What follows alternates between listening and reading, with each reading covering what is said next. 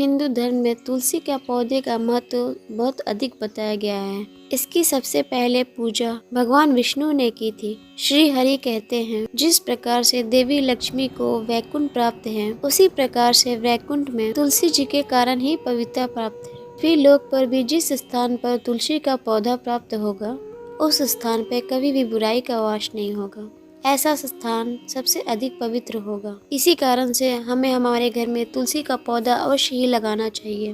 तुलसी के पास दीपक जलाने से क्या होता है, आइए जानते हैं। इस प्राचीन महान कथा के माध्यम से जो भगवान श्री कृष्ण ने देवी सत्यभामा को सुनाई थी। दोस्तों, एक समय की बात है, देवी सत्यभामा भगवान श्री कृष्ण के पास आकर उनसे कहती है, हे स्वामी, आपने मुझे तुलसी के पौधे को जल देकर उसका महत्व सुना दिया है, लेकिन तुलसी के पास दीपक जलाने का क्या महत्व है, ये तो आपने बताया नहीं। शाम को तुलसी के पौधे के पास दीपक क्यों जलाया जाता है? इससे मनुष्य को कौन सा फल प्राप्त होता है?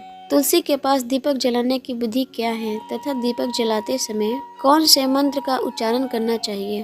कृपया आप मुझे विस्तार पूर्वक बताएं। तब भगवान श्री कृष्ण कहते हैं, हे देवी, आज तुम्हें समस्त कल्याण की भावना के लिए एक प्रश्न पूछा है। तुम्हारे इस प्रश्न का उत्तर देने से पूर्व मैं तुम्हें प्राचीन एक इतिहास सुनाता हूँ, जिसके कारण तुम्हें तुम्हारे सभी प्रश्न के उत्तर मिल जाएंगे। शाम को तुलसी के पास दीपक जलाने से इसका वर्णन मैं इस कथा में करूँगा, इसीलिए तुम इस कथा को ध्यान पूर्वक सुनना। इस कथा को ध्यान से सुनने से मनुष्य को 100 वर्षों तक दीपक जलाने का पुण्य प्राप्त होता है। देवी सत्यभामा कहते हैं, हे प्रभु, मैं इस कथा को सुनने के लिए व्याकुल हूँ, कृपया आप इसे मुझसे कहिए। तब भगवान श्री कृष्ण देवी सत्यभामा को कथा सुनाना प्रारंभ करते हैं। हे देवी, पूर्व काल की बात है, दक्षिण दिशा में तुंगभद्रा नाम की एक विशाल नदी है। उसी नदी के किनारे हरिहरपुर नाम का एक अत्यंत ही सुंदर नगर बसा हुआ है। उसी नगर में हरदीक्ष नाम का एक ब्राह्मण निवास करते हैं। वे अत्यंत ही गुणवान और चरित्रवान तथा वेदों के मार्ग पर चलने वाले। उन्होंने समस्त शास्त्रों का अध्ययन भी किया था। उसी ब्राह्मण की एक पत्नी थी, जिसे लोग दुराचारा करके पुकारते थे, क्योंकि उसके कर्म ही उसके नाम के अनुसार थे। वे सदैव ही अपने पति को अपमानित करती थी, अपने पति के लिए कुवाच कहती थी और साथ ही भयंकर दुख देती थी। अपने पति के लिए कभी भोजन भी नहीं बनाती थी। उसने अपने पति के साथ कभी शयन नहीं किया, न ही कभी उसके साथ प्रेम से व्यवहार किया। पति के मित्र घर परिवार पे आते तो उन्हें अपमानित करके भगा दिया करती थी और स्वयं ही काम भाव से उन्मत्त होकर अन्य विचारी स्त्रियों के साथ घुमा करती थी। मन पति को छोड़कर पराये पुरुषों में रहता था। उसने कभी भी अपने पति के संग बैठकर बात नहीं किया, परंतु पराये पुरुषों को निहारती थी और पराये पुरुषों के साथ प्रेम पूर्वक वार्तालाप करती थी। साथ ही सज धज के वो निकलती थी पराये पुरुषों को रिझाने के लिए। कभी वह वन में किसी वृक्ष के नीचे खड़ी होकर सुंदर पुरुषों की राह देखने लगी और किसी दुष्ट पुरुष को मोहित कर उसके भोग विलास में रहती थी। फिर एक दिन दुराचारी स्त्री एक वृक्ष के नीचे खड़ी हो गई। उसका चित्त काम से भरा हुआ था। वह किसी सुंदर पुरुष की राह देख रही थी, लेकिन बहुत समय निकलने के बाद भी उस स्थान पर कोई पुरुष नहीं आया। इसीलिए वो अत्यंत ही दुखी हो गई और प्रियतम की खोज में इधर उधर भटकने लगी। उस दिन उसका सारा परिश्रम व्यर्थ हो गया। उस दिन वो वहीं पे खड़ी होकर नाना प्रकार के विलाप करने लगी। हाय, आज इस मार्ग से तो कोई भी सुंदर पुरुष नहीं आया। अब मैं कैसे अपनी काम शांत करूं?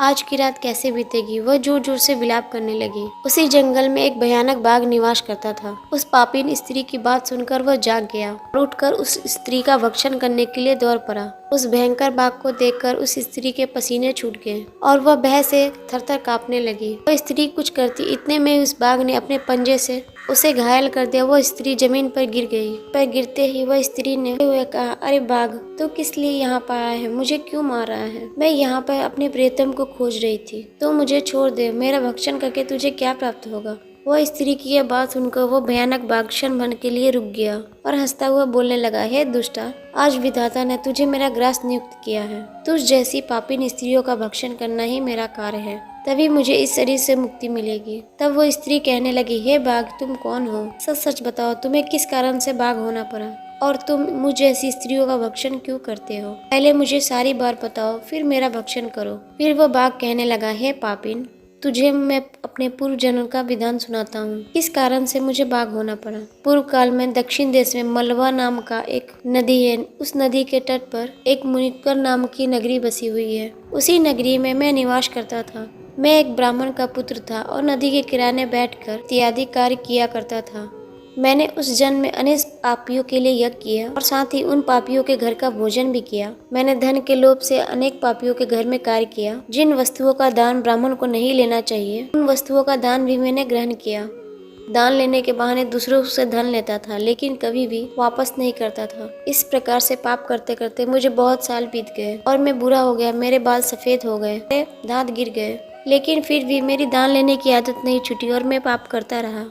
एक दिन धन के लोभ से नदी किनारे गया मैं और अन्य दूत ब्राह्मणों के साथ मिलकर हमने लोगों को ठगा। झूठे मंत्र वचन बोलकर हमने बिना विधि किए ही देवताओं का पूजन किया और बहुत सारा धन दान ले लिया। फिर उसी स्थान पर एक बीमार कुत्ता मेरे पैर में काट लिया और मैं मूर्छित होकर गिर गया। उसी क्षण मेरे प्राण चले गए और फिर 2 दूत वहाँ पे प्रकट हुए और मुझे पकड़कर यमलोक लेके गए। यमराज ने चित्रगुप्त से मेरे कर्मों का लेखा जोखा बताया। फिर चित्रगुप्त कहने लगे, हे धर्मराज, इस ब्राह्मण ने घोर पाप किए हैं। इसने दूसरों से झूठ कह के धन लूटा है। इसने पूजा ना करके झूठे मंत्र बोल करके भगवान के नाम पर धन अर्जित किया है और साथ ही भगवान का अपमान किया है। इसीलिए यह पापी ब्राह्मण केवल नरक जाने के योग्य है। फिर यमराज ने अपने दूतों को आदेश देकर मुझे नरक की अग्नि में डाल दिया। अनेक वर्षों तक नरक की सजा भोगने के बाद मुझे भाग का शरीर प्राप्त हुआ और मैं इस दुर्गम वन में निवास करने लगा। मैं अपने पूर्व जन्म के पापों को याद करके महात्मा, साधु पुरुष, सती स्त्रियों पे या अन्य किसी व्यक्ति पे मैं उनका भक्षण नहीं करता हूँ। मैं तो केवल पापी, दुराचारी, उल्टा स्त्रियों का ही भक्षण करता हूँ ताकि मुझे पाप से मुक्ति मिल जाए। इस प्रकार से उस बाघ ने अपने पूर्व जन्म का वेदांत सुना दिया और स्त्री के कहने लगा, हे पापनी, तेरे आचरण से तू उल्टा दिखाई देती है। अपने पति को छोड़कर इस वन में तू अन्य पुरुषों के साथ भोग विलास करने के लिए आई है, इसीलिए आज तू मेरा ग्रास अवश्य ही बनेगी। इतना कहकर उस बाघ ने अपने 30 नखरों से पापी स्त्री के टुकड़े टुकड़े करके खाने लगा। फिर उस स्थान पर यम के 2 दूत प्रकट हुए और उस स्त्री को लेकर गए और फिर वहां पे उसे यमराज के सामने खड़ा किया गया। फिर चित्रगुप्त ने उस स्त्री का लेखा जोखा निकालते हुए यमराज से कहने लगे, हे धर्मराज, यह स्त्री तो अत्यंत पापनी है। इसने घोर पाप किए हैं, इसने विचार किए हैं, इसने अपने पति की कभी भी सेवा नहीं की, अपने पति को भूलकर पराय पुरुषों के साथ भोग विलास किया। उसके पापों को सुनकर यमराज ने उस स्त्री को अग्नि से भरे हुए कुंडों में डालने का आदेश दिया। अनेक वर्षों तक उसे उस कुंड में पकाया गया। फिर उसे निकालकर रौरव नामक यज्ञ में डाल दिया गया। इस प्रकार से उसे अनेक वर्षों तक अलग अलग नरक में प्राप्त हुआ और नरक में कष्ट भोगने के बाद आप अपनी स्त्री पुनः पृथ्वी लोक पे आकर चांडालिनी के रूप में प्रकट हुई के घर में जन्म लेकर फिर से अनेक पाप करने लगे। वे विचार करने लगे, अनेक पापी पुरुषों के साथ भोग विलास करने लगे। फिर कुछ समय के बाद पूर्व जन्म के कर्मों के कारण उसे कोर का रोग हो गया और वह भयानक पीड़ा सहन करने लगी। उसका अंग अंग जलने लगा। उसके नेत्रों से अत्यंत ही पीड़ा होती थी। इस पीड़ा के कारण वह अपना दिन बिताने लगी।